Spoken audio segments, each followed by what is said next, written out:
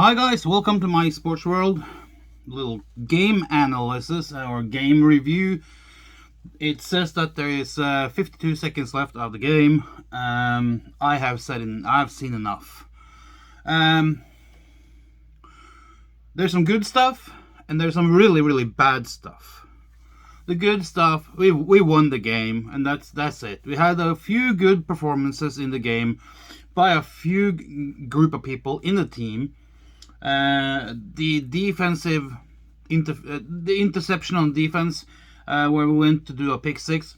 Good, very good. The defense, for the most part, played okay. In the beginning, I think they were kind of rusty. They were kind of sloppy. They let Detroit run way too easy up the middle. With 15-yard gains and 10-yard gains and all kinds of stuff. I think the defense was kind of rusty in the beginning. They played good in the middle part of the game, and now in the last quarter, they have suffered again. They have let the Detroit players do way too easy things. I'm not. This is not a 49ers defense to be proud of. Offense, well, you score over 40 points, so you should say this should be good. Well, take 7 points off of that because 7 of that came from defense. So, yeah. So you have 34 points on offense. Looking at what a terrible Detroit team is performing against us. If we're going to win games, if we're going to go to the playoffs and the Super Bowls, we have to do better than this, because there are way better teams waiting in the pipeline to come up and play us. Detroit is a dumping candidate this year. They are terrible, and they are not far behind us. Our offense is... Come on, Jimmy. You had a good couple of good things going, and then you have 8 or 9 bad things going for you. You're as good as a fucking rotten tomato. I'm sorry I'm saying this, but fumbling the first ball, really? They got to do something here, and I'm sorry, but John Lynch and the owner should, New York should just sit down and say, you know what? There's certain things here that's not working, and here it is, because I'm going to come to this. This makes me infuriating and angry. Once again, first game of the season, and we're struggling. We looked in periods of the game. We looked unprepared. We looked unstable. We were very inconsistent, and this has to do with play callings as well. It's not the players. I'm not attacking the players here. This is all about play calling, and to a certain degree a few players who better get their heads straight. But play calling is all over the map, and it's questionable at best. Why am I so furious? We have now in this game, for sure, 2 major important players once again injured, and we don't know for how long. Mostert has a knee injury. Verrett, we don't know yet. Dre Greenlaw is also injured. We don't know the extent of these injuries. First game of the year, first game of the season, and 3 major players are out. We know with Mostert, who's a running back, a knee injury is not going to be 1 or 2 games. We're looking at maybe 6, 7, 8 games, maybe the rest of the season. Verrett, our best cornerback, one of the guys we rely on the most, are now injured, left the field in tears. What did that tell you? Pretty serious stuff, okay?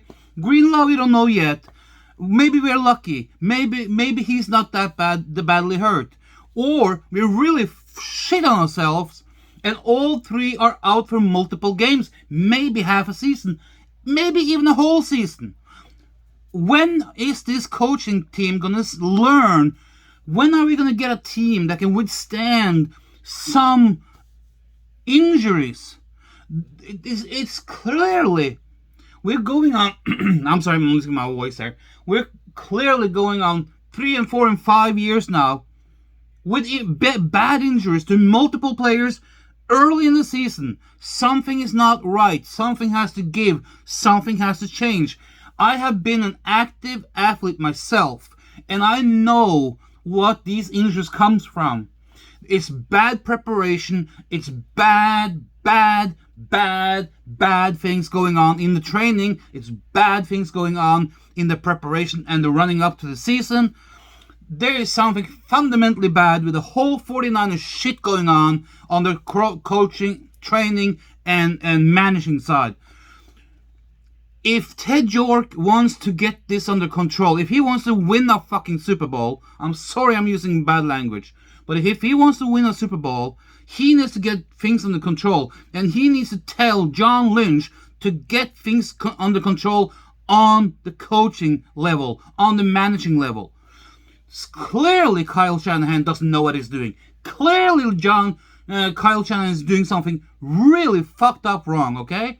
And his so-called coaches and trainers and whatever they are using, something is wrong. They're doing something wrong. And they're not using data enough to look into what's going on. This happened last year. That happened the year before.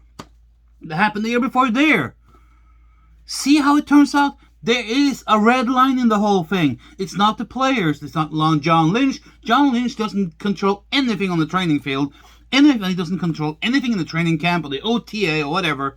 Clearly, our players are not fit enough. Clearly, our players are not strong enough.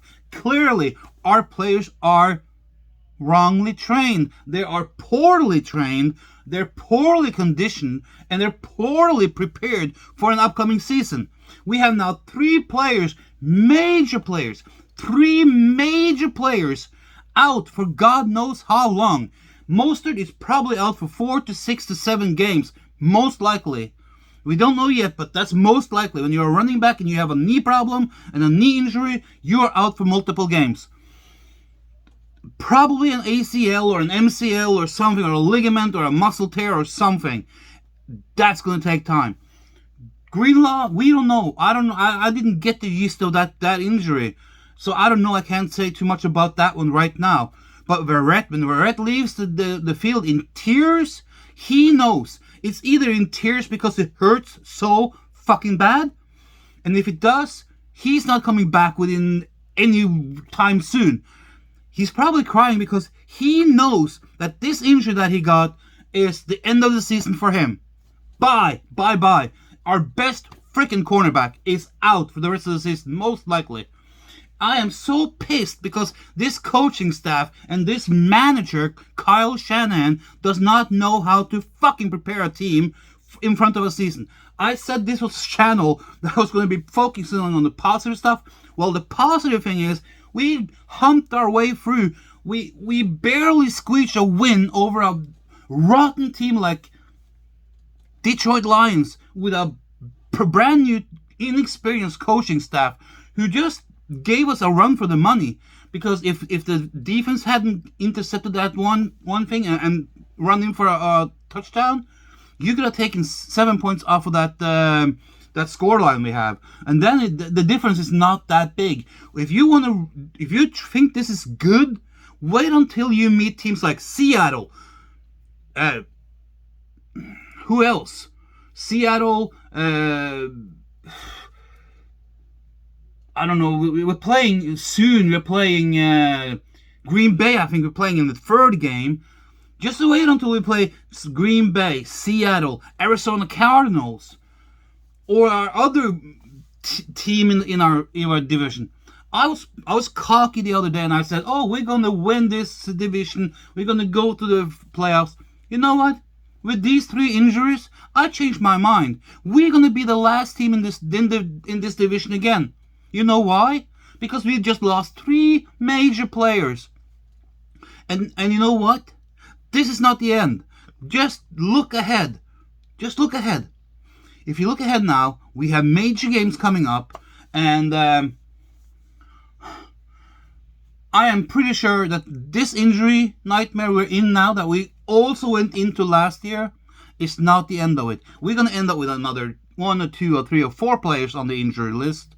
And what are we playing with then? We're playing with third strings backups again, like we did last year, or we did the year before we went to the Super Bowl.